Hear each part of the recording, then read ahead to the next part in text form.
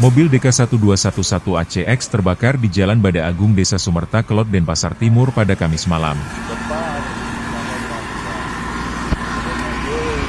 Mobil tersebut milik Gede Debi Wedanta Sumardika, yang sebelum kejadian, korban berolahraga sepak bola mini di kawasan Bada Agung Utara dan mobilnya diparkir di TKP.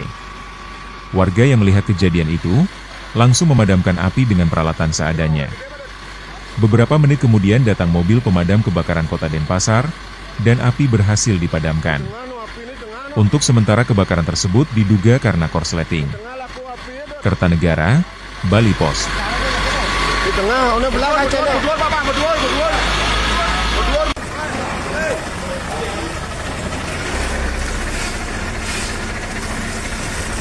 Yo, panggil dia. Loh, langsung datang. Siap.